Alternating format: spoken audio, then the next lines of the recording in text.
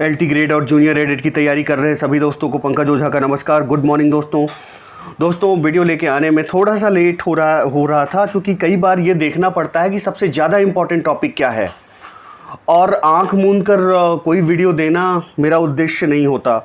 अगर मैं कुछ बुक से ये मैटर आपको दे रहा हूँ तो देखना पड़ता है उस बुक में भी सबसे इम्पोर्टेंट टॉपिक क्या है, कहाँ से क्वेश्चन ज़्यादा आ सकते हैं, जो सोर्स का इस्तेमाल कर रहा हूँ उसकी ऑथेंटिसिटी भी देखनी पड़ती है।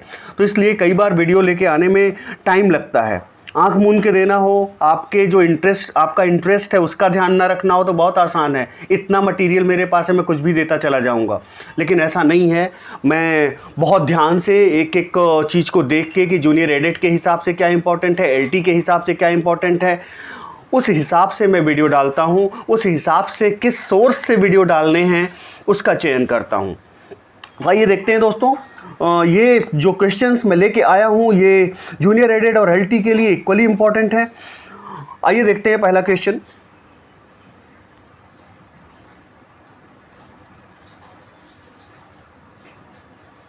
पोइट्री इज यहाँ देखिएगा दोस्तों, poetry is a criticism of life under the conditions fixed for such a criticism by the laws of poetic truth and poetic beauty. ये डेफिनेशन किसकी है? जो मानते हैं कि पोइट्री क्या है, जीवन की आलोचना है। पोएटिक ट्रुथ और पोएटिक ब्यूटी द्वारा जो नियम बनाए गए हैं उसके अंतर्गत जो पोइट्री है वो जीवन की आलोचना है। पोएटिक ट्रुथ और पोएटिक ब्यूटी के नियमों के अंतर्गत की गई आलोचना, लाइफ जीवन की आलोचना है, वो पोइट्री है। Poetry is a criticism of life. तो जीवन की आलोचना पोइट्री को किसने माना, ये बताएं आप मुझे। तो ये बहुत आसान है, क्रिटिसिज्म ऑफ लाइफ जब भी आए आंख मूंद के मैथ्यू अर्नोल्ड पे टिक करना है कि जीवन की आलोचना किसने माना, मैथ्यू अर्नोल्ड ने, कोई शक नहीं होना चाहिए। और दोस्तों एक बात और बता दूं, बहुत सारे लोग कहते हैं कि सर ठीक है आप तो पहले बुक बता देते हैं कि इस बुक से मैं पढ़ाने जा रहा हूँ, उसके बाद सर क्या मतलब। तो भैया एलॉबोरेट करने का, जिस हिसाब से समझाता हूँ वो फर्क पड़ता है। टीचर जिस हिसाब से सजेस्ट करता है क्या नहीं पढ़ना है क्या पढ़ना है, आप लोग पता नहीं क्यों वही ऊंची दुकान फीका पकवान आप चाहते हैं कि किताब छुपाए रखे टीचर और पढ़ाता रहे, रहस्यमयी बना रहे कि सर मैं सिंपल आपका सिलेक्शन चाहता हूं। इस चीज़ को आप क्यों नहीं समझ रहे हैं? यही कारण है कि पेड में मैं पहले ही बता दिया हूं कि नहीं इस सोर्स से मैं क्वेश्चन उठाने जा रहा हूं। आप लोगों को वही चाहिए कि टीचर मिस्टीरियस बना रहे, टीचर कॉम्प्लेक्स बना रहे, टीचर पैसे ऐंठता रहे। वो प्रवृत्तियां मेरे अंदर नहीं है। और माफ़ कीजिएगा जो लोग ये कहते हैं सर बहुत धीमा पढ़ा रहे हैं, भैया कहीं और से कर लीजिए। सबका सौभाग्य नहीं है कि वो पंकज ओझा से मार्गदर्शन ले, पंकज ओझा के गाइडेंस में पढ़े। क्योंकि मेहनत करता हूँ, बहुत मेहनत करता हूँ, तब आपको गाइडेंस देता हूँ, पढ़ाता हूँ, आपके लिए मैटर सेलेक्ट करता हूँ। गूगल यूट्यूब पर तो सारा मैटर पूरा का पूरा लिटरेचर अवेलेबल है। ये मैं सेलेक्ट करता हूं कि आपके लिए क्या इंपॉर्टेंट है, रिस्क लेता हूं। एग्जाम में नहीं आएगा, किसको 4 गालियां पड़ेंगी? तो आपको ये समझना पड़ेगा ये सारी चीज़ें। कुछ लोग अनावश्यक कमेंट करते हैं सर बहुत धीमा चल रहे हैं। ऐसे जब 16 तारीख तक आप कंप्लीट करेंगे सिलेबस तो हम दोहराएंगे कब? तो भैया अभी से दोहराते रहो, तुम्हें दोहराने के लिए किसने मना किया है? साल भर से क्या कर रहे थे? बिल्कुल लिटरेचर नहीं पढ़ा। ऐसे लोगों को मैं लाइफ में अपने एडमिशन न दूं, मुझे 5 लाख रुपए दे के हमारे यहाँ एडमिशन लें, 500 की क्या बात है? 500 रुपए में टीचर को तुम बदल लोगे? टीचर तुम्हारे हिसाब से चलने लगेगा? अकल नहीं है लोगों को। अगले क्वेश्चन पे आते हैं। खैर दोस्तों ऐसे लोगों के कमेंट तो आते ही रहते हैं मेरे पास, मेरी आदत पड़ गई है। Who calls poetry a speaking picture with the end to teach and delight? Poetry को स्पीकिंग पिक्चर किसने कहा है? बोलता हुआ चित्र। ये ध्यान में रखिए, ये अरिस्टोटल का स्टेटमेंट है। पोइट्री को स्पीकिंग पिक्चर कौन कहता है दोस्तों? अरिस्टोटल कहते हैं। Next question, poetry is spontaneous overflow of powerful feelings, it takes its origin from emotions recollected in tranquillity. Wordsworth की बहुत फेमस डेफिनेशन है। यूपीटीजीटी, यूपीपीजीटी, एलटी ग्रेड और जूनियर एडिट सबके लिए मोस्ट इंपॉर्टेंट है। ये क्वेश्चन कहीं भी आ सकता है। इतना ये क्लीशे टाइप स्टेटमेंट हो गया है पोइट्री में कि spontaneous overflow of powerful feeling है पोइट्री। स्पॉन्टेनियस मतलब स्वाभाविक, ओवरफ्लो पावरफुल जो फीलिंग होती हैं, हमारी जो भावना होती हैं, उनका जो ओवरफ्लो होता है वो है पोइट्री, वर्ड्सवर्थ कहते हैं। तो ये ध्यान में रखिएगा, ये वर्ड्सवर्थ की डेफिनेशन है। नेक्स्ट क्वेश्चन पे आते हैं प्यारे दोस्तों। Who says poetry is of all human learnings the most ancient and most fatherly antiquity, कि जितना भी हमने ज्ञान लिया है मनुष्यों ने, सबसे ज़्यादा एंशिएंट और सबसे ज़्यादा फादरली एंटिक्विटी है, मतलब सबसे बड़ी हमारी थाती है, सबसे बड़ी हमारी धरोहर है। पोइट्री के बारे में ये डेफिनेशन कौन से देते हैं, तो ये सिडनी की डेफिनेशन है, ध्यान में रखिएगा। नेक्स्ट क्वेश्चन पे आते हैं। अच्छा, और बताएं जिन लोगों को थोड़ा जल्दी है वो वीडियो एक बार मेरा देखें, दोबारा वीडियो फास्ट मोड पे 2x पे करके देख ले, आप देख सकते हो। जल्दी दोहराना है, बहुत तरीके हैं, जहाँ चाह वहाँ राह। जिसे पढ़ना है, जिसे सिलेक्शन लेना है, वो शिकायत नहीं करता। बैठ के शिकायत करने लगो तो 1000 शिकायतें हैं। सलूशन की तरफ इंसान जाता है कि कैसे हम सिलेक्शन ले लें। शिकायत वाला इंसान कभी जिंदगी में सफल नहीं हो सकता। नेक्स्ट क्वेश्चन, हु डिन poetry is all human learning most ancient and most fatherly antiquity, ये तो सिडनी ने कहा। यहाँ पर आ जाइए दोस्तों। Who denounces poets as fathers of lies, important question है कि पोएट्स को फादर ऑफ लाइज किसने कहा है, तो ये किसने कहा दोस्तों, फादर ऑफ लाइज गोसन ने कहा है। ध्यान में रखिएगा कि ये बिल्कुल पितामह हैं झूठ के। किसने कहा, पोएट्स को गोसन ने कहा। Who is the author of school of abuse, ये वाला क्वेश्चन देखिए मोस्ट इंपॉर्टेंट है। स्कूल ऑफ अब्यूज का ऑथर कौन है, स्कूल ऑफ अब्यूज के ऑथर भी कौन है, गोसन ही है। ध्यान में रखिएगा, स्कूल ऑफ अब्यूज के ये ऑथर है।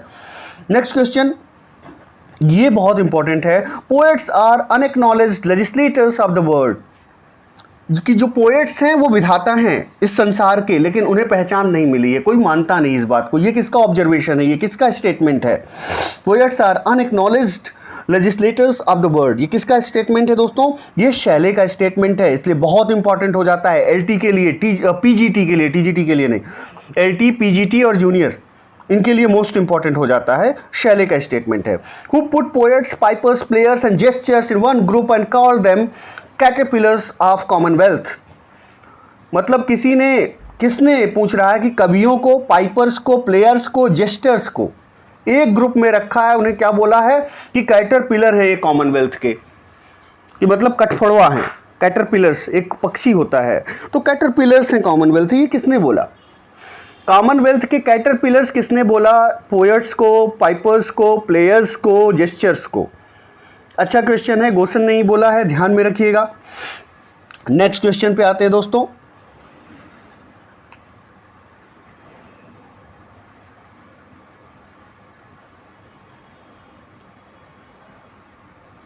नेक्स्ट क्वेश्चन है, हम यहां से देखेंगे, the greatness of a poet lies in his powerful and beautiful application of ideas of life to the question how to live.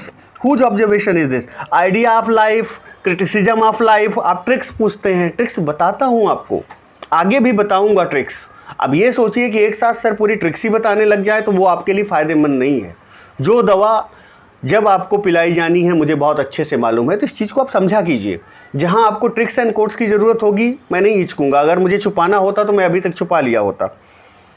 ये सब छुपाना, मैं शुरू से ये पढ़ के आया हूँ कि विद्या बांटने से बढ़ती हैं, तो ये मत सोचा कीजिए आप लोग कि सर ट्रिक्स नहीं दे रहे, ये है। जहाँ ज़रूरत है वहाँ देता हूँ। जहाँ पे आइडियाज़ ऑफ लाइफ की बात हो, क्रिटिसिज्म ऑफ लाइफ की बात हो, कोई भी स्टेटमेंट होगा वो मैथ्यू अर्नोल्ड से संबंधित होगा ही होगा, तो ये ध्यान में रखिएगा। तो यहाँ क्या हो जाएगा, Matthew Arnold. The greatness of a poet lies in his powerful and beautiful application of idea of life. किसी भी कवि की महानता इस बात पर निर्भर करती है कि वो कितना व्यवहार में लाता है जीवन के विचारों को, ठीक। तो Matthew Arnold, idea of life, criticism of life, जहां ये टर्म आएंगे कौन हो जाएगा, Matthew Arnold. Next question, the Greeks called their poets vates. What is the meaning of the term, this term, vates का क्या मतलब है। ग्रीक अपने पोएट्स को वेट्स कहते थे। वेट्स का क्या मतलब हुआ दोस्तों, वेट्स का क्या मतलब हुआ, क्रिएटर्स। वेट्स का मतलब creators. Next question, verse is only an ornament and no cost to poetry. ये किसकी डेफिनेशन है, ये फिर से सिडनी की डेफिनेशन है, जो कहते हैं कि कविता, verse is only an ornament, जो वर्स फॉर्म है वो सिर्फ एक गहने की तरह है और वो कविता का कारण नहीं है। कहने का मतलब आप राइमिंग एंड वर्स फॉर्म में कविता लिखते हैं तभी कविता होती है, ऐसा कुछ नहीं है, सिर्फ ऑर्नामेंट है वर्स। ये सिडनी का स्टेटमेंट है। Next question, poetry is not a formula which 1000 flappers and hobble the hoes ought to be able to master in a week without any training। ये स्टेटमेंट किसका है दोस्तों? Poetry is not a formula which 1000 flappers and hobble the hoes ought to be able to master in a week without any training। कि कोई ऐसा कोई मतलब ये कहने का मतलब है, आप मतलब समझिएगा कि पोइट्री कोई ऐरी गहरी चीज़ नहीं है कि कोई भी पोइट्री करने लग जाए, कविता लिखने लग जाए हाँ एक हफ्ते की ट्रेनिंग में। ये किसका स्टेटमेंट है दोस्तों? ये एडमंड गोसे का स्टेटमेंट है। एडमंड गोसे, गोसन और गोसे में फ़र्क है। अभी गोसन आते थे, अब एडमंड गोसे या एडमंड गोस, जो भी आप प्रोनाउंस करें। किसका स्टेटमेंट हो जाएगा? एडमंड गोस का। ये स्टेटमेंट है Edmund goes. As to the poetical character itself, it has no character. The poet has none, no identity. He is certainly, ये वाला पढ़ रहा हूं दोस्तों, ध्यान दीजिएगा, ये वाला question. As to the poetical character itself, it has no character. The poet has none, no identity. He is certainly the most unpoetical of all God's creatures। ये बहुत इंपॉर्टेंट स्टेटमेंट है, चूंकि स्वयं ये जॉन कीट्स द्वारा दिया गया है कि जो पोइटिकल कैरेक्टर है उसका कोई कैरेक्टर नहीं होता, उसकी कोई आइडेंटिटी नहीं होती और वो सबसे बड़ा अनपोएटिकल व्यक्ति होता है जो भगवान की बनाई गई रचना है उसमें। ये एक बड़ा अजीब सा, पैराडॉक्सिकल सा, विरोधाभासी सा स्टेटमेंट है। ध्यान रखिएगा किसने दिया है? जॉन कीट्स ने दिया है। A great man, next question, a great man is a fountain, sorry, I'm really sorry, a great poem is a fountain forever overflowing with the waters of wisdom and delight, a source of unforeseen and unconceived delight। अब देखिए जहाँ fountain की बात होगी, ध्यान में रखिएगा, इसे मैंने ऐसे तैयार किया था कि यहाँ पर जहाँ पर भी फाउंटेन की बात होगी, फाउंटेन से रिलेटेड जो पोइट्री की डेफिनेशन है वो किसने दी है? शैली ने दी है। पहली चीज़ तो याद करने का एक ट्रिकी तरीका मैं आपको बता रहा हूँ, इस तरह आप याद रखिएगा कि शैली जहाँ फाउंटेन पोइट्री की डेफिनेशन में आएगा, चूँकि एक आध डेफिनेशन तो आनी तय है जहाँ तक मुझे लगता है। पोइट्री की डेफिनेशन यूपी में तो ट्रेंड रहा है पूछने का। A great poem is a fountain for ever overflowing with the waters of wisdom and delight. कि जो एक महान कविता होती है वो फव्वारे की तरह होती है, जिसमें जो फव्वारा किससे बना होता है? उसमें बुद्धिमत्ता का, विजडम का पानी होता है, डिलाइट का, खुशी का पानी होता है। उस फव्वारे में जो वाटर होता है किसका होता है? बुद्धिमत्ता और हैप्पीनेस का पानी होता है। Waters of wisdom and delight, source of unforeseen and unconceived delight. कि मतलब पोइट्री को शैली जी कहते हैं कि उस फव्वारे की तरह है जिसमें बुद्धिमत्ता और खुशी का पानी होता है और वो फाउंटेन ओवरफ्लो करता रहता है। इस तरह की डेफिनेशन किसने दी है? शैली ने दी है, याद रखिएगा। उन लोगों को बहुत बहुत धन्यवाद जो फ़ोन करके बोलते हैं कि नहीं सर आपके पढ़ाने से, समझाने से एक ही बार में समझ में आ जाता है। और उन लोगों से हाथ जोड़ के निवेदन जो शिकायत करते रहते हैं कि सर बहुत धीमा कैसे होगा, हड़बड़ी में ना आए, सब कुछ हो जाएगा। लेकिन आपके हिसाब से मैं नहीं चल पाऊँगा। आपके हिसाब से मैं चलूँगा तो फिर टीचर बनना ही बेकार है। बच्चा जो होता है या कोई भी हो, वो कहता है कोई भी चीज़, हर चीज़ की डिमांड करेगा, आग में हाथ डालने की कोशिश करेगा, तो क्या मैं आग में हाथ डाल दूंगा? मुझे मालूम है किस प्रायोरिटी में किस तरह आपको पढ़ाना है, आपका हित मुझे मालूम है। आप जैसा कहते हैं उसका मैं आपकी बातों का सम्मान करता हूं, लेकिन आपके हिसाब से कई बार मैं नहीं चल सकता, क्योंकि आप अनजाने में, अननोइंगली, आपको भी नहीं मालूम होता, बहुत सारी चीज़ें आप वो करने के लिए कहते हैं जो आपकी सफलता के मार्ग में घातक हैं। Who has written next question, poetry in general sense may be defined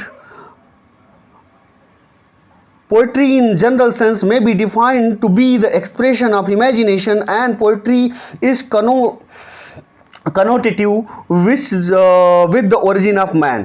तब ये देखिए जिनकी भी डेफिनेशन है ये क्या कह रहे हैं कि अगर जनरल सेंस में बात करें तो पोइट्री क्या है? may be defined as expression of imagination, कल्पना का मैनिफेस्टेशन है, कल्पना का एक्सप्रेशन है जो पोइट्री है। And poetry is connotative with the origin of man. और जब से इंसान का उदय हुआ, अभ्युदय हुआ, ओरिजिन हुआ, तब से जो पोइट्री है वो वर्तमान है। तो ये भी किसका है स्टेटमेंट? शैली का ही है, ध्यान में रखिएगा। किसका स्टेटमेंट है ये? पीबी शैले का, PB Shelley. Next question, who has written the greatest epic in English literature? Greatest epic किसने लिखे इंग्लिश लिटरेचर में? अच्छा क्वेश्चन है, ध्यान में रखिएगा। Who has written the greatest epic in English literature? इस पे जोर दीजिएगा कि आपको वर्जिल की एनीड याद आने लगे, बाकी रचनाएं आपको याद आने लगे। तो इंग्लिश लिटरेचर में ग्रेटेस्ट एपिक किसने लिखा? मिल्टन ने लिखा। जूनियर एडेट के लिए बहुत इंपॉर्टेंट है। Apart from junior aided, Milton's Paradise Lost is directly mentioned in LT grade syllabus. So both LT grade aspirants and junior aided aspirants, be careful regarding the questions related to poetry and various authors which I am teaching in this video. Which of the following is the first great epic? कौन सा पहला great epic था? अब ये इसमें English literature की सिर्फ बात नहीं है, तो पहला ग्रेट एपिक कौन था? इलियड था।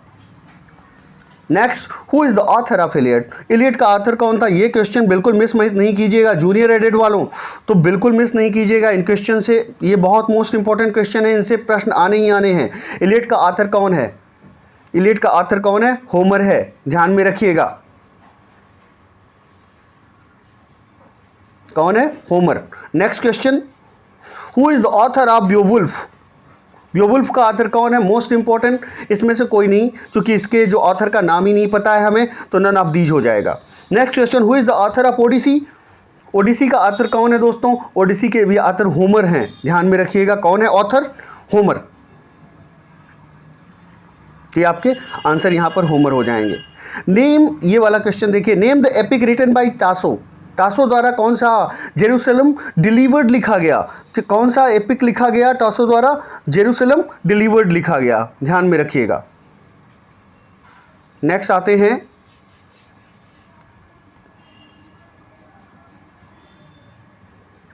How many books are there in Homer's Iliad? Most important question, Homer की इलियड में कितनी बुक हैं दोस्तों? तो होमर की इलियड में 24 किताबें हैं, 24 बुक्स हैं, ध्यान में रखिएगा। Next question, how many books are there in Virgil's एनीड?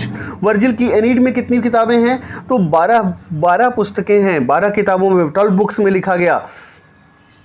Which of the following epics has 24 books? कौन से नीचे दिए गए एपिक में 24 किताबें हैं? तो उत्तर हो जाएगा आपका ओडिसी, होमर द्वारा लिखा गया है। Who is the hero of होमर्स Iliad? Homer के इलियड का हीरो कौन है? एक्लीज है। एक्लीज का नाम आपने सुना होगा अगर हॉलीवुड मूवीज़ देखी होंगी। मुझे नाम नहीं याद आ रहा है, मैंने देखी थी मूवी, तो उसमें कई जगह एक्लीज का कैरेक्टर आपको दिख जाएगा। और बहुत ही बड़ा एक ब्रेव हार्ट था, फाइटर था एक्लीज। तो हीरो कौन है होमर के इलियड का? एक्लीज है। ट्रोजन वॉर पे अगर कोई मूवी देखेंगे तो आपको एक्लीज का कैरेक्टर मिल जाएगा। जिस तरह हमारे यहाँ अर्जुन और खासकर कर्ण का कैरेक्टर है, उससे मिलता जुलता कैरेक्टर एक्लीज का है। Next question, who is the hero of Odyssey? Who is the hero of Odyssey? तो ओडिसस कौन हीरो है? ओडिसी का हीरो कौन है? ओडिसस हो जाएगा। What is the central theme of होमर्स Iliad? Homer के इलियड की सेंट्रल थीम क्या है? होमर्स के इलियड की सेंट्रल थीम क्या है? अभी मैं चर्चा कर ही रहा था, Trojan War. In which language is Virgil's Aeneid written? Virgil की एनीड किस भाषा में लिखी गई है? तो वर्जिल की एनीड लैटिन भाषा में लिखी गई है, ध्यान में रखिएगा। Milton's Paradise Lost is divided into the same number of books as. Milton की जो पैराडाइज लॉस्ट है उसमें कितनी बुक्स हैं? वो उतनी ही बुक्स में डिवाइडेड है जितनी बुक में, अब ऑप्शन में दिया है कि कौन सा। तो जितनी बुक में डिवाइन कॉमेडी डिवाइड है, डिवाइन कॉमेडी कहीं है ऑप्शन में, डिवाइन कॉमेडी, उतनी ही बुक में पैराडाइज लॉस्ट डिवाइड है। पैराडाइज लॉस्ट में 12 बुक्स हैं, डिवाइन कॉमेडी में भी 12 बुक्स हैं। नेक्स्ट क्वेश्चन प्यारे दोस्तों, Spenser's Faerie Queene was planned to be completed in 12 books, but he was able to complete only. सोचा तो था कि 12 किताबों में फेरी क्वीन लिखेंगे स्पेंसर। पहली चीज़ तो जूनियर एडिट वाले ये ध्यान में रखेंगे कि फेरी क्वीन किसकी रचना है, स्पेंसर की रचना है, ये दिमाग में रखिएगा। और फेरी क्वीन को ये कितनी किताबों में, 12 किताबों में लिखना चाहते थे, लेकिन लिख कितने में पाए, 6 किताबें ही पूरी हो पाई। ठीक है, ये ध्यान में रखना है आपको। Next question, who is the hero of Spenser's Faerie Queene? Spenser की फेरी क्वीन का हीरो कौन है? मोस्ट इंपॉर्टेंट क्वेश्चन है, स्पेंसर की फेरी क्वीन का हीरो कौन है? तो किंग आर्थर हीरो हो जाएगा। To whom does Spenser dedicate the Faerie Queene? दोनों अलग अलग क्वेश्चन है। हीरो कौन है? King Arthur. किसको डेडिकेट करते हैं, किसको समर्पित करते हैं लिखने के बाद, ये अलग क्वेश्चन है। क्वीन एलिजाबेथ को समर्पित करते हैं, ध्यान में रखिएगा। द सेंट्रल थीम ऑफ लूसियड, अगली रचना है द सेंट्रल थीम ऑफ लूसियड। लूसियड की सेंट्रल थीम क्या है? लूसियड की सेंट्रल थीम क्या है? Vasco da Gama's voyage to India. Vasco da Gama की जो भारत की यात्रा थी उस पर यह बेस्ड है Lusiad. Next question, Spenser's motto in writing his Faerie Queene was? Spenser का जो मोटो है, क्या मोटो है, क्या उद्देश्य था फेरी क्वीन लिखने का? फिर से मोस्ट इंपॉर्टेंट क्वेश्चन है, क्या मोटो था इनका? ऑप्शन डी पर जाइए, यहां पर ऑप्शन डी पर कि क्या मोटो था। तो fashion a gentleman in virtuous and gentle discipline. यहां पे फैशन का मतलब क्या है? शेप करना, बनाना, निर्माण करना। यहां फैशन का मतलब आजकल का फैशन, कपड़ों वाला फैशन या स्टाइल से मतलब नहीं है। To fashion a gentleman in virtuous and gentle discipline, तो यहां फैशन का मतलब शेप करने से है, बनाने से है। एक gentleman, to fashion a gentleman in virtuous and gentle discipline मतलब एक जेंटलमैन को दिखाना कि वो उसमें कितने वर्चू हो सकते हैं और कितना वो जेंटल हो सकता है। ये उद्देश्य था, ये मोटो था। नेक्स्ट क्वेश्चन पे आते हैं प्यारे दोस्तों। How many books are there in Spenser's Faerie Queene? कितनी किताबें हैं स्पेंसर के फेरी क्वीन में? फिर से बार बार ये क्वेश्चन पीजीटी के इंटरव्यू वाले भी ध्यान दें। पीजीटी के इंटरव्यू तक में ये क्वेश्चन पूछा गया है कि स्पेंसर के फेरी क्वीन में कितनी किताबें हैं, कितनी किताबों में लिखी गई है। अब जान लीजिए कितना इंपॉर्टेंट क्वेश्चन है। जूनियर एडिट और एलटी के लिए भी इंपॉर्टेंट है। फेरी क्वीन क्यों इंपॉर्टेंट है? एलटी वाले पूछ सकते हैं सर स्पेंसर तो है नहीं हमारे सिलेबस में, क्यों इंपॉर्टेंट है? अरे भैया एपिक है आपके सिलेबस में, और जो फेमस एपिक्स हैं उन्हें आप तैयार नहीं करोगे। तो ये समझ लीजिए जहां तक आपकी बुद्धि और दिमाग नहीं जाता, क्योंकि आज मैं पहले से प्रिपरेशन में हूं, बहुत सोच समझ के आपको पढ़ाता हूं, और जो मैं पढ़ा रहा हूं उसको जो ग्रांटेड लेगा वो पछताएगा। इसीलिए मैं कहता हूं, जब मैं ये कहता हूं तो मेरा ये अहंकार नहीं बोलता, मुझे किसी चीज का अहंकार नहीं है। हमारे जैसे हजारों टीचर, लाखों टीचर देश में हैं, लेकिन ये आप यकीन रखिए कि जिस तरह मैं सलाह देता हूं एक एक अपने कैंडिडेट पे, चाहे पेड वाला हो चाहे फ्री क्लास वाला हो, जिस तरह मैं सलाह देता हूं, सिखाता हूं, बहुत कम टीचर यूट्यूब पर ऑल अराउंड यूपी अवेलेबल होंगे जो एक एक बच्चे पर वैयक्तिक रूप से, व्यक्तिगत रूप से ध्यान देते हैं। उसके बाद भी कोई अगर कंप्लेन करता है तो बहुत दुख होता है। बहुत सारे लोग कंप्लेन करते हैं, वो उनकी गलती भी नहीं है, वो इतने हड़बड़ाए हुए हैं कि उनके लिए जूनियर एडिट का ही एग्जाम आईएएस के एग्जाम से ज़्यादा बड़ा लग रहा है। और यही होता है, कुश्ती होती है पूरा। कुश्ती जानते हैं आप लोग? रेसलिंग, कोई भी एग्जाम होता है तो एस्पिरेंट में, कैंडिडेट में और उस एग्जाम में कुश्ती होती है। अगर आप हावी हो गए उस एग्जाम पे तो आप निकाल ले जाएंगे, अगर वो एग्जाम आप पे हावी होने पाया तो आप जिंदगी में क्वालिफाई नहीं कर पाएंगे, चाहे चपरासी का एग्जाम भी हो। वो भी आज की डेट में बहुत टफ होता है। पीएन बनना भी बहुत कठिन है अगर जो डर गया। नेक्स्ट क्वेश्चन पे आते हैं दोस्तों। How many books are there in Spenser's Faerie Queene? Spenser की फेरी क्वीन में कितनी किताबें हैं? तो ये एक आसान क्वेश्चन है, लेकिन मोस्ट इंपॉर्टेंट क्वेश्चन है, पूछा गया है वेरियस एग्जाम्स में। सिक्स किताबें हैं। Which book of paradise lost begins with the invocation of light? Invocation मतलब आवाहन, लाइट मतलब प्रकाश। तो लाइट का आवाहन, जो प्रकाश का आवाहन किस किताब में किया गया है पैराडाइज लॉस्ट के? ठीक, बताएं। तो बुक 3 हो जाएगी। बुक 3 में प्रकाश का आवाहन करते हैं। जैसे होता नहीं, हम लोग मंत्र पढ़ते हैं शादी में, विवाह में, हाँ, तो आवाहन ही तो करते हैं देवताओं का। करते हैं कि नहीं करते? वक्रतुंड महाकाय सूर्यकोटि समप्रभा निर्विघ्नम कुरु मे देव, ऐसे करते हैं। तो वही पूछा गया है कि अग्नि को आवाहन, अग्नि देवता को बुलाने वाला मंत्र मिल्टन ने किस में पढ़ा, किस किताब में पढ़ा? तो किताब नंबर 3 में 12 किताबें हैं पैराडाइज लॉस्ट में, तो तीसरी किताब में पढ़ा, इन्वोकेशन ऑफ लाइट। ये वो बच्चे अभी देखिए जो पढ़ने में थोड़ा ठीक ठाक होंगे या जिन्होंने पहले से पढ़ा, सोचेंगे कि देखिए सर हम लोगों को बिल्कुल बुद्धू समझते हैं। जिसने तैयारी अभी अभी शुरू की है उसके लिए बड़ी बात है, एक ही बार में उसे समझ में आ जाएगा। निचले लेवल तक ध्यान में रखना पड़ता है। बहुत सारे हमारे भाई बहन हैं जिन्होंने तैयारी शुरू की है, या बहुत सारे हमारे भाई बहन हैं, मैं खुद हिंदी बेल्ट से हूँ, तो मैं जानता हूँ कई बार छोटी छोटी चीज़ें भी समझाना उनको नहीं डिक्शनरी में ढूंढना पड़ेगा। इन्वोकेशन मतलब आवाहन करना, उन्हें याद हो गया है, उनकी वोकैब तैयार हो गई। Who is next in command after Saturn in the paradise lost? अब देखिए क्वेश्चन है who is next in command after Saturn, कि सैटर्न के बाद नेतृत्व तो किसे मिला पैराडाइज लॉस्ट में? सैटर्न के बाद कौन नेता बना पैराडाइज लॉस्ट में? तो बिलजेबब बना। ये भी एक सैटर्न ही था, सैटर्न इन द सेंस कि डेविल ही था, तो बिलजेबब के हाथ में कमांड आ गई। कमांड किसके हाथ में आई? बिलजेबब के हाथ में। और मैं अगर मिस्टेकन नहीं हूं तो 2018 में बिलजेबब की स्पेलिंग पूछ लिया था। बिलजेबब की स्पेलिंग ही पूछा था ना स्वीटी? हाँ, तो बिलजेबब की स्पेलिंग पूछ लिया था, तो ये ध्यान में रखिएगा, बिलजेबब की स्पेलिंग पूछी गई है, मेरी गलत हुई थी, ये भी बता दूं, मेरी गलत हो गई थी, मेरे मैडम की सही हुई थी, उन्होंने सही किया था और 8वीं रैंक लेके आई। ये अलग बात है कि उनको लिटरेचर में मेरे से ज़्यादा ही जानकारी होगी, लेकिन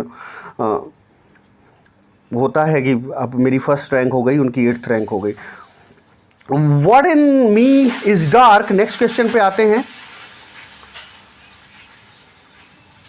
ये वाला question, What in me is dark illumine, What is low rage and support, ये कहाँ की लाइनें हैं, ये किस बुक में अपीयर होती हैं? What in me is dark, जो मेरे में अंधकार में है, illumine, उसे प्रकाशित करो।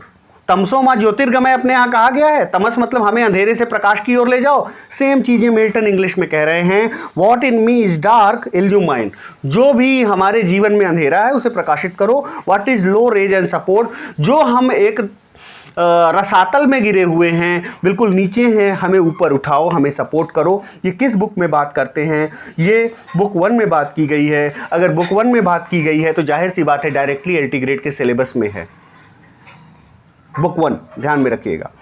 Mock epic is mock epic क्या होता है? रियल एपिक का मजाक होता है, पैरोडी होती है।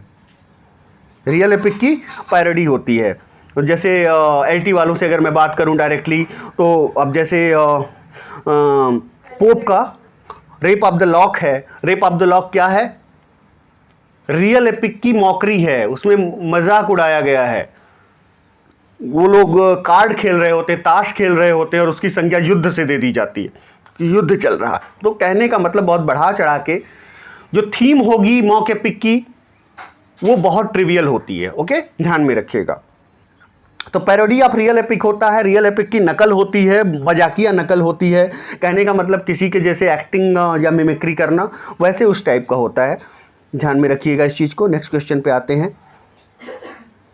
Next question, mock epic is a satire, real epic, an imitation of real epic, parody of real epic, another version of the real epic। क्या हो जाएगा इसमें? mock epic क्या होता है अभी बताया हूँ, parody of real epic होता है, ध्यान में रखिएगा। Which of the following is a mock epic? Which of the following is a mock epic? Rape of the lock क्या हो जाएगा? मॉक एपिक हो जाएगा। अच्छा, ऐसे ऐसे लोग हैं, एक आध बार में कई क्वेश्चन आगे पीछे हो जाता है। इतने वीडियो डाल रहा हूँ, अभी तक 100 से ज़्यादा वीडियो यूट्यूब पर हो गए होंगे। अगर एक क्वेश्चन, एक वीडियो में एक आध क्वेश्चन मैंने आगे पीछे पढ़ दिया, तो एक मोहतरमा थी, मैडम थी, कल उनका कमेंट आया था कि सर आप कैसे पढ़ रहे हैं, ये है वो है। मैं जानता हूँ ये ऊँची दुकान फीका पकान वालों के कुछ होते हैं ना, उनके प्रभावित, तो वो लोग आके यहाँ कमेंट करते हैं, जो कि सब लोग इतनी कम फीस पे मैं पढ़ा रहा हूँ, खुश तो है नहीं। कितने फ़ोन कॉल्स आते हैं कि सर आपने तो पूरा मार्केट ही बिगाड़ के रख दिया। भैया मुझे कैंडिडेट्स का एक्सपीरियंस का हित चाहिए, मार्केट नहीं है। हर चीज़ में इंडस्ट्री नहीं होती, उद्योग नहीं होता। हर चीज़ में आज की डेट में आप देखते हैं उद्योग शब्द लग जाता है। मेडिकल इंडस्ट्री, जो मेडिकल सर्विस हुआ करती थी इंडस्ट्री हो गई। एजुकेशन भी इंडस्ट्री होती जा रही है, नहीं हो गई। ये बहुत दुर्भाग्यपूर्ण है। नेक्स्ट क्वेश्चन पे आते हैं। मोस्ट इंपॉर्टेंट क्वेश्चन है, one of the following poets has written mock epic, identify him. तो इसमें मॉक एपिक पोप ने लिखा है, अभी मैंने चर्चा की है। रेप ऑफ द लॉक है, एलटी ग्रेड के सिलेबस में पूरा का पूरा रेप ऑफ द लॉक है, पढ़ना पड़ेगा। पैराडाइज लॉस्ट है, वेस्ट विंड है, ये सारी चीज़ें पढ़नी। West ode to the West Wind, Waste Land, sorry, जो टी.एस. इलियट का वेस्ट लैंड है वो है। The Rape of the Lock is written in, किस में लिखा गया है Rape of the Lock? Rape of the Lock heroic couplet में लिखा गया है। किस में लिखा गया दोस्तों? एक चीज़ मुझे और आपको करवानी है, वेरियस एजेस के बारे में क्वेश्चन करवाने हैं। कोई मुझे याद दिला देगा जो व्हाट्सएप पे भी मुझसे जुड़ा हुआ है। तो जो वेरियस एजेज हैं वो भी मैं एक दिन आपको पढ़ा दूंगा, शुरू से लेके एज ऑफ 64 से लेके या उसके पहले की एज से लेके मॉडर्न एज तक, पोस्ट मॉडर्निज्म तक मैं एक बार मोटा मोटी समझा दूंगा, क्योंकि जूनियर एडिट के लिए वो इंपॉर्टेंट हो जाता है और एलटी के लिए तो इंपॉर्टेंट है ही, एलटी का सिलेबस बड़ा है, उसके लिए सारी चीज़ें इंपॉर्टेंट है। How many cantos are there in the Rape of the Lock? कितने कैंटो हैं? देखिए, कोई जब कविता होती है उसमें कैंटो होते हैं, एपिक होता है उसमें बुक्स, कई बुक्स में वो डिवाइड होता है। तो रेप ऑफ द लॉक में जैसे ये लोग, अगर कोई ये कहता है कि पैराडाइज लॉस्ट में कितने कैंटो हैं, तो कैंटो नहीं है, वो बुक्स में लिखा गया है, कई बुक्स हैं उसमें, 12 बुक्स हैं। लेकिन रेप ऑफ द लॉक में कैंटो हैं, कई बुक्स में नहीं लिखा गया। तो रेप ऑफ द लॉक में कितने कैंटो हैं? 5 कैंटोज में डिवाइडेड है। रेप ऑफ द लॉक कितने कैंटोज में? 5 कैंटोज में डिवाइडेड है। The Battle of the Frog and Mice in the mock epic is a mock epic, it is written by. जो battle of frogs and mice, मेढकों और चूहों में जो बैटल होती है, ये एक तरह का रचना का नाम है। तो उस मॉक एपिक है, किसके द्वारा लिखा गया? किसके द्वारा लिखा गया? ग्रीक पोएट द्वारा लिखा गया। पोएट का नेम अननोन है। Next question, who is the heroine of Rape of the Lock? Rape of the Lock की हीरोइन कौन है? बेलिंडा है। कौन हीरोइन है? Belinda. Next question, Homeric scenes of battles are parodied in the Rape of the Lock by. जो Homeric scene है battle की, जो होमर के एपिक में आती हैं, युद्ध के दृश्य, जो होमर के एपिक में युद्ध के दृश्य आते हैं, उनको रेप ऑफ द लॉक में कैसे प्रेजेंट किया गया है? उनको कैसी नकल की गई है? होमर के जो एपिक में युद्ध के सीन हैं, उसकी मिमिक्री कैसे की गई है? ये क्वेश्चन है। Game of cards, game of cards के जरिए, कहने का मतलब ताश खेल रहे हैं और उसके जरिए ये दिखाया गया है कि मानो युद्ध हो रहा हो। इस तरह से पैरोडी की गई है।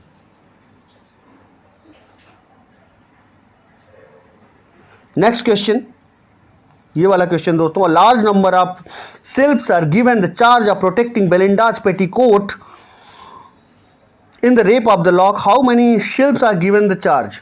अब देखिए, रियल एपिक की चूंकि पैरोडी होती है, तो जो बेलिंडा का पेटीकोट होता है, उसकी सुरक्षा करने के लिए कितने शिल्प लगाए जाते हैं, कितने गार्ड्स लगाए जाते हैं? 50। बेलिंडा के पेटीकोट की रक्षा करने के लिए 50 लोगों को लगाया जाता है। तो चूंकि रियल एपिक की पैरोडी होती है, तो ये थोड़ा सा हास्यास्पद होता है। नेक्स्ट क्वेश्चन,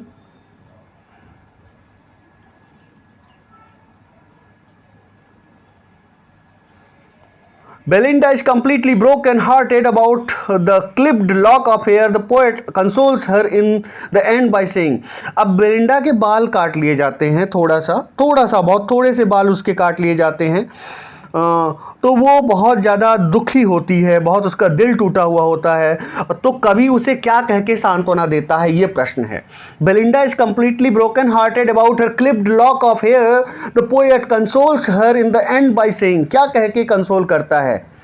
सी ऑप्शन देख लीजिएगा प्यारे दोस्तों, that the clipped lock of hair would fly up and shine among the stars, कि तुम ये सांत्वना देता है कभी कि तुम्हारे जो बाल काट लिए गए हैं थोड़े से, वो आकाश में चले जाएंगे और वहाँ तारों के बीच में अपनी चमक बिखेरेंगे, वो भी चमकीले हो जाएंगे।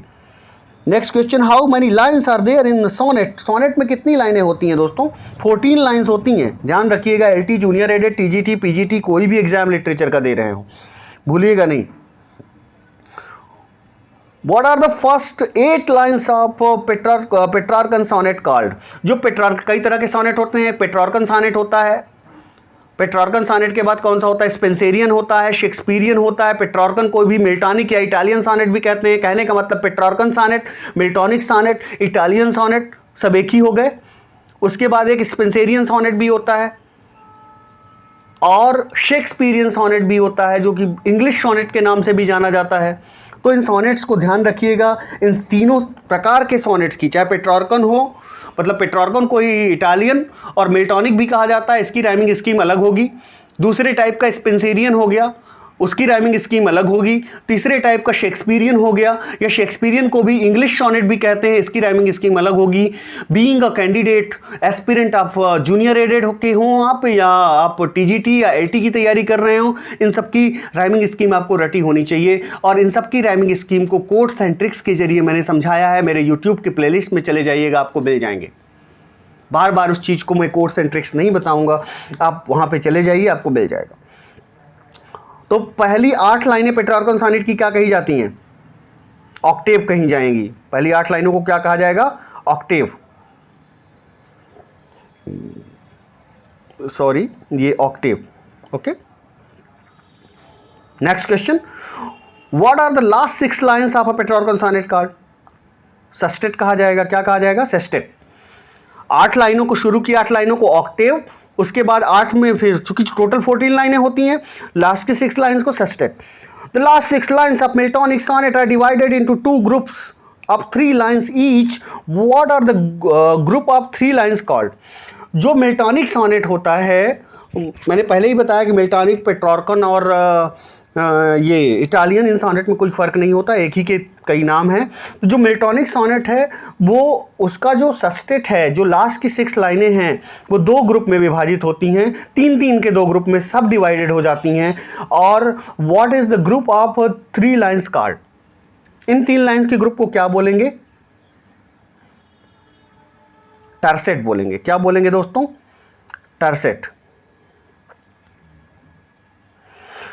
यहां पर देखते हैं अगला question, how many sonnets in all were written by Milton in English?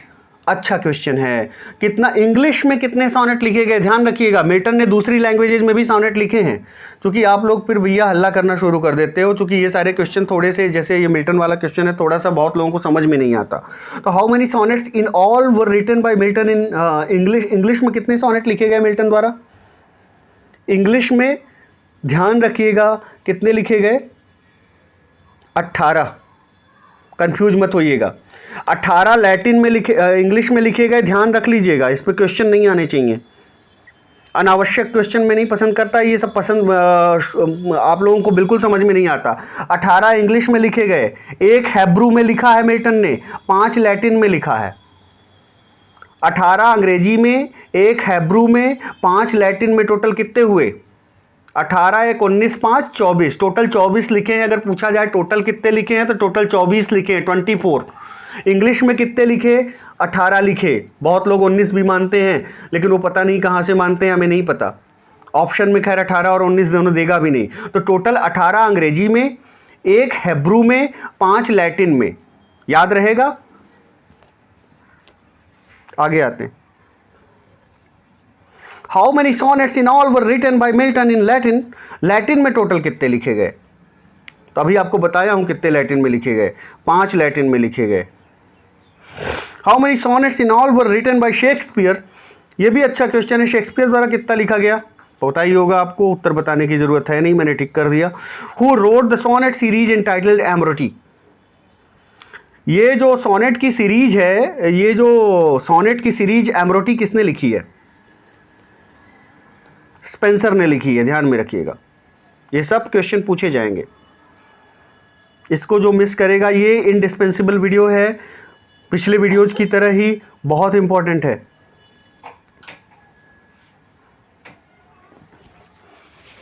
Next question पे आते हैं प्यारे दोस्तों। Sir Philip Sidney wrote a sonnet series addressed to his beloved. What is the title of that series? Sir Philip Sidney ने जो एक लिखा sonnet series,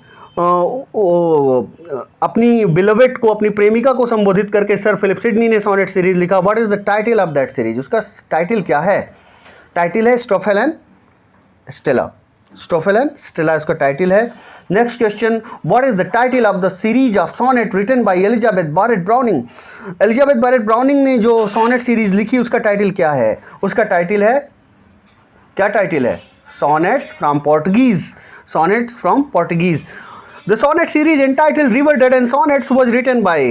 river Duddon and sonnets किसने लिखा है? मोस्ट इंपॉर्टेंट है, ध्यान में रखिएगा। जूनियर एडेड वालों और एलटी ग्रेड वालों ध्यान में रखिएगा। वर्ड्सवर्थ ने लिखा River Duddon and sonnets. UP TGT के लिए तो जाहिर सी बात है बहुत ही इंपॉर्टेंट है Wordsworth.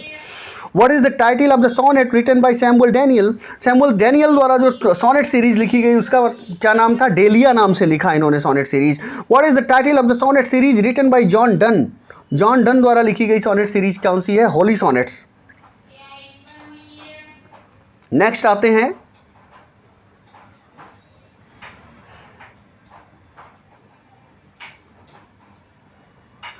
Milton, thou shouldst be living at this hour. This is the opening line of a sonnet addressed to Milton. What has written this? Who has written this sonnet? किसने लिखा ये सोनेट? वर्ड्सवर्थ ने लिखा ये sonnet. The first collection of songs and sonnets is entitled Tottel's Miscellany. Who was Tottel? जो पहला collection है, संग्रह है सॉन्ग्स एंड सोनेट का, उसका टाइटल क्या था? टॉटल्स मिसैलिनी नाम था। ये टॉटल क्या है? Total name of the publisher है, ध्यान रखिएगा, किसी ऑथर का नाम नहीं है, पब्लिशर का नाम है। क्वेश्चन बार बार पूछा जाता है। नेक्स्ट क्वेश्चन पे आते हैं प्यारे दोस्तों, यहाँ से others abide our question thou art free. This is the opening line of a sonnet written by Matthew Arnold. whom does thou refer to? Others abide our question thou art free, कि दूसरे हमारे question का जवाब देते हैं लेकिन तुम बिल्कुल फ्री हो, स्वतंत्र हो। ये किस पर? whom does thou refer to, इसमें जो दाउ वर्ड आया है, तुम वर्ड आया है, वो को किससे रिफर कर रहा है? तो वो शेक्सपियर के बारे में है, क्योंकि सोनेट ही शेक्सपियर के बारे में लिखा है मैथ्यू अर्नोल्ड ने। Next question, they also serve only stand and wait on his blindness, चूंकि एलटी ग्रेड के सिलेबस में है और हमारे मिल्टन हमारे और भी जगहों पे सिलेबस में है, तो मोस्ट इंपॉर्टेंट क्वेश्चन हो जाता है। They also serve only stand and wait. पहली चीज़ तो ये जान लीजिएगा, बहुत ही पैराडॉक्सिकल स्टेटमेंट है, और कि वो भी भगवान की सेवा करते हैं जो सिर्फ इंतज़ार करना जानते हैं, धैर्य रखना जानते हैं। तो ये कंक्लूडिंग लाइन है, सोनेट है किसकी? ऑन इज ब्लाइंडनेस, जो कि सोनेट किसके द्वारा लिखा गया? मिल्टन द्वारा लिखा गया है।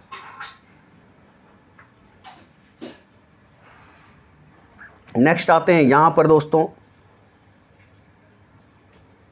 Who has written the sonnet If Thou Must Love Me? ये सोनेट किसने लिखा? If Thou Must Love Me Elizabeth Barrett Browning ने लिखा है। If Thou Must Love Me किसने लिखा? एलिजाबेथ बैरेट ब्राउनिंग का है। What is the title of the collection of sonnets written by George Meredith? Meredith के सोनेट कलेक्शन का क्या नाम है? Modern Love. क्या नाम है? Modern Love. Next, Shakespeare sonnets are addressed to. Shakespeare के सोनेट किसको एड्रेस्ड हैं? दो लोगों को एड्रेस हैं, डार्क लेडी को और WH को, mister WH। Let me not, ये वाला देखिए, let me not to the marriage of true minds admit impediments. Let me not to the marriage of true minds admit impediments. तो ये कौन सा सोनेट नंबर है? पहली बात तो ये ट्रू लव की लाइनें हैं, इनका एक सोनेट है ट्रू लव नाम से। और वैसे सोनेट नंबर की बात करें तो सोनेट नंबर 116 पूछा जा सकता है कि सोनेट नंबर किसकी लाइनें हैं? सोनेट नंबर 116 की लाइनें हैं, जो ट्रू लव के नाम से भी जाना जाता है, कि जो सच्चा प्यार है वो कोई बाधाओं को नहीं मानता। ठीक है, इसका ये मतलब भाव हुआ। नेक्स्ट क्वेश्चन पे आते हैं, स्पेंसर्स अमेरिटी इज, स्पेंसर की जो अमेरिटी है वो क्या है? तो दोस्तों collection of sonnets address to his bride है, बी ऑप्शन। क्या है? कलेक्शन ऑफ सोनेट्स, अपनी पत्नी को संबोधित किए हुए हैं, इसमें एक सोनेट का कलेक्शन है। नेक्स्ट क्वेश्चन पे आते हैं, who has written the famous lyrical poem L'Allegro? L'Allegro किसने लिखा? अनडाउटेडली मिल्टन ने लिखा, ध्यान में रखिएगा, क्वेश्चन आएंगे। What is the meaning of L Allegro? L Allegro का मतलब क्या होगा? एल एलिग्रो का मतलब होगा चीयरफुल मैन। एल एलिग्रो का मतलब क्या होगा? Cheerful man, happy man, joyous man. Okay, कोई भी ऑप्शन में दे सकता है। चीयरफुल किसका सिनोनिम है? हैप्पीनेस का सिनोनिम है। John Donne the renowned lyricist belong to, जो जॉन डन नाम के फेमस लिरिसिस्ट हैं वो किस एज से बिलोंग करते हैं? तो वो एलिजाबेथन एज से बिलोंग करते हैं। Which of the following lyrics is written by Robert Herrick? इनमें से कौन सी लिरिक जो है रॉबर्ट हेरिक द्वारा लिखी गई? तो बहुत फेमस ये लिरिक है, a Christmas carol, a Christmas carol. अब कुछ जो बहुत बड़े विद्वान बनते हैं अपने आप को, वो क्वेश्चन कर देंगे यहाँ पर कि नॉवेल भी है। तो हाँ, मैं मानता हूँ क्रिसमस कैरोल करके नॉवेल भी है, वो डिकेंस द्वारा लिखा गया है। तो कंफ्यूज मत होइएगा, बहुत सारे जो जितने विद्वान हैं उतने बड़े कंफ्यूज हैं। तो रॉबर्ट हैरिक की लिरिक है क्रिसमस कैरोल, और इसी टाइटल से मिलता जुलता या हू बहू यही टाइटल नॉवेल का है डिकेंस के, तो कंफ्यूज मत होइएगा।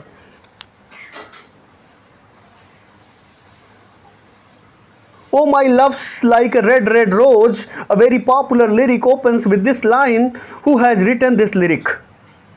इंपॉर्टेंट लाइनें हैं कि मेरा प्यार बिल्कुल रेड रेड जो रक्त लाल रंग के गुलाब जैसा है, ये कंपैरिजन कर रहे हैं। और एपिजेक्सिस का प्रयोग भी है, रेड रेड 2 बार आया है तो कौन सी फिगर ऑफ स्पीच हो जाएगी एलटी ग्रेड वालों? रेड रेड 2 बार आया, एपिजेक्सिस हो जाएगी। एपिजेक्सिस क्या है मैं बता चुका हूँ, देख लीजिएगा, नहीं तो गूगल कर लीजिएगा। एपिजेक्सिस को किस और नाम से जाना जाता है मुझे बताएं, एलटी ग्रेड वाले खासकर कमेंट में मुझे बताएंगे। A very popular lyric opens with the line, who is the writer of this lyric? इस लिरिक के राइटर कौन है? Oh my love's like a red red rose के रॉबर्ट बर्न्स। कौन है? Robert Burns. नेक्स्ट ये वाला, soul of the age, the applause, delight, the wonder of our stage, my Shakespeare arise। ये शेक्सपियर को डायरेक्ट संबोधन है। डायरेक्ट संबोधन है तो सीधे सीधे इसमें अगर पूछ लेता है कौन सी फिगर ऑफ स्पीच है तो डायरेक्ट एड्रेस एपस्ट्रफी हो जाएगा। और ये लाइन है, these lines are quoted from a famous lyrical poem written by one of the following poets, mark him out. ये एक बहुत ही फेमस पोएट की लाइनें हैं। Soul of the age, the plot, delight, the wonder of our stage, my Shakespeare arise. Shakespeare को संबोधित किया गया, किसके द्वारा लिखी गई ये लाइनें हैं? ये बेन जॉनसन द्वारा लिखी गई लाइनें हैं, ध्यान में रखिएगा। नेक्स्ट क्वेश्चन पे आते हैं, ये वाला question, go and catch a falling star, a very popular songs begin with this line, name the poet who wrote it. किसने लिखा है ये go and catch a falling star? ये किसने लिखा है? John Donne. Drink to me only with thine eye, who is the poet who wrote it? ये लाइनें किसने लिखा है? Drink to me only with thine eyes, ये बेन जॉनसन। कौन हो जाएंगे? बेन जॉनसन ने लिखा है। Next question, others abide our question thou art free, we ask and ask, thou smilest and art still. ये किसके द्वारा लिखा, किसके बारे में? मैथ्यू अर्नोल्ड ने लिखा है। किसके बारे में लिखा है? शेक्सपियर के बारे में लिखा है। ध्यान रखिएगा किसके बारे में लिखा है? Smilest and art still out topping knowledge, किसके बारे में लिखा गया है? शेक्सपियर के बारे में। ध्यान में रखिएगा किसके बारे में? शेक्सपियर। नेक्स्ट पे आते हैं दोस्तों,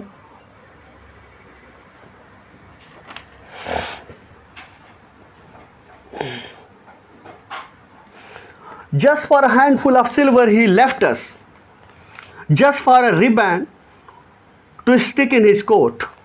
कि बिल्कुल कुछ पैसों के लिए उसने हमें छोड़ दिया, ये मतलब भाव है। तो these are the opening lines of the poem the lost leader. Who is the lost leader? यहाँ लॉस्ट लीडर किसे बोला गया है? कविता है जिसका नाम लॉस्ट लीडर है, वहां से ये लाइनें ली गई हैं। लॉस्ट लीडर किसे बोला गया है? लॉस्ट लीडर विलियम वर्ड्सवर्थ को बोला गया है। और ये किसके द्वारा लिखी गई लाइनें हैं आप मुझे बताइएगा। Who is the lost leader? It is William Wordsworth who is the lost leader. Question को बहुत ध्यान से पढ़िएगा, एक एक प्रश्न को, ओनली देन आंसर कीजिएगा। नेक्स्ट क्वेश्चन देखते हैं दोस्तों, बहुत ही खूबसूरत पोम है। Smiling they live and call life pleasure, to me that cup has been dealt in another measure, from which of Shelley's poem have these lines been quoted. एक famous pome की लाइनें हैं शैले के, आपको ध्यान में रखना है। स्टैंजाज रिटन इन डिजेक्शन, कहाँ की लाइनें हैं? Stanzas written in dejection. Next question पे आते हैं, who is the author of the bridges of sighs? Bridges of sighs के ऑथर कौन है? ब्रिजेज ऑफ साइज के ऑथर की बात करें तो टॉमस हुड। ये थॉमस नहीं पढ़ा जाता, टॉमस पढ़ा जाता है, ध्यान में रखिएगा। लिखा था होता है, पढ़ा टा हो जाता है, अगर हिंदी के व्याकरण की दृष्टि से बताएं आपको तो।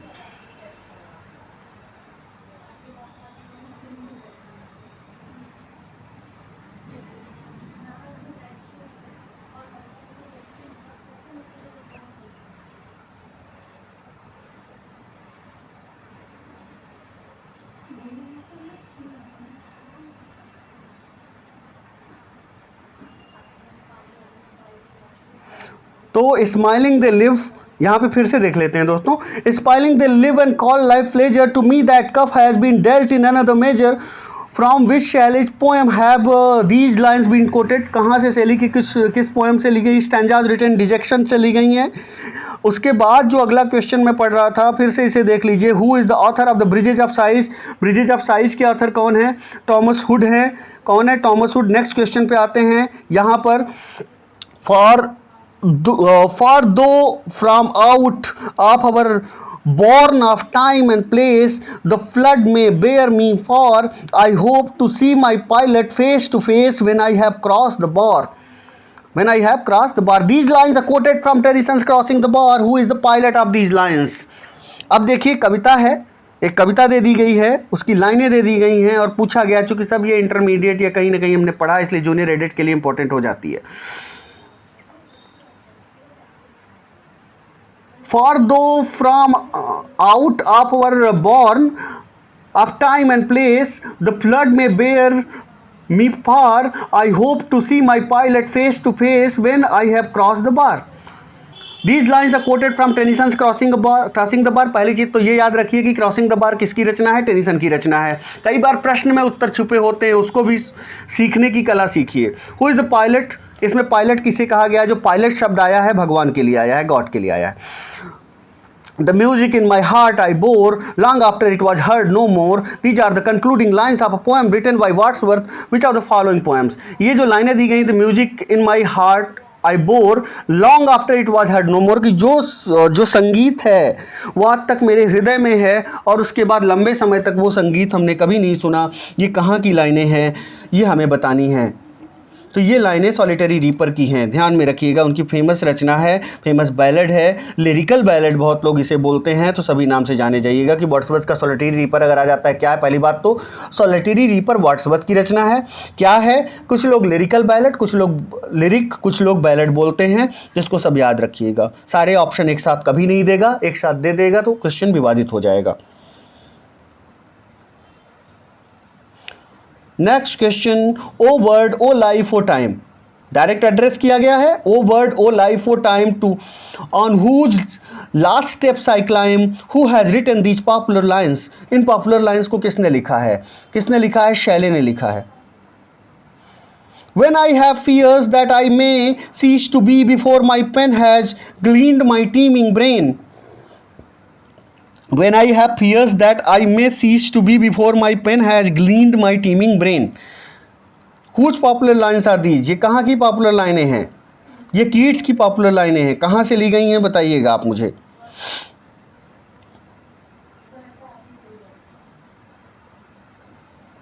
यहाँ पर आते हैं, What is this life if full of care we have no time to stand and stare. These lines have been quoted from Leisure, a poem by W.S. Davis.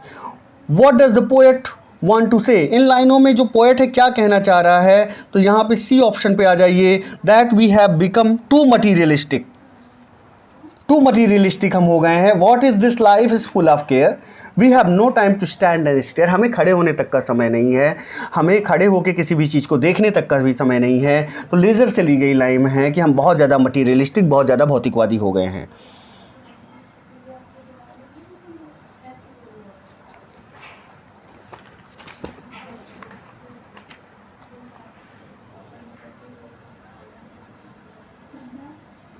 तो दोस्तों यहीं तक अभी रखते हैं, क्योंकि बहुत सारे क्वेश्चन हैं। इसके बाद दूसरा पार्ट में लेके आ जाऊंगा, और ये जहाँ से भी मैं ले रहा हूँ इतने क्वेश्चन हैं, सारे के सारे इंपॉर्टेंट हैं। लगभग 200 के लगभग क्वेश्चन हैं, बहुत इंपॉर्टेंट हैं सारे क्वेश्चन। तो अगला पार्ट मैं फिर से लेके आऊँगा, क्योंकि नहीं बहुत आपके लिए बर्डनसम हो जाएगा। ये पहले आप देख लीजिए, उसके बाद मैं अगला पार्ट लेके आ जाऊँगा। Okay, thank you very much for watching video. जिसको अच्छे से पढ़ लीजिएगा, ये जूनियर के लिए, LT के लिए, TGT PGT सबके लिए इंपॉर्टेंट है। पोइट्री की डेफिनेशन पूछता ही है एग्ज़ाम में, और बाकी चीज़ें जो रिलेटेड चीज़ें हैं बहुत इंपॉर्टेंट चीज़ें हैं। इसको प्लीज़ मत मिस कीजिएगा इस वीडियो को। मेरे चैनल को ज़्यादा से ज़्यादा शेयर कीजिए, लाइक कीजिए, सब्सक्राइब कीजिए, बेल आइकन प्रेस करके रखेंगे, डायरेक्ट नोटिफिकेशन आप तक आएगा। Thank you very much for watching my video.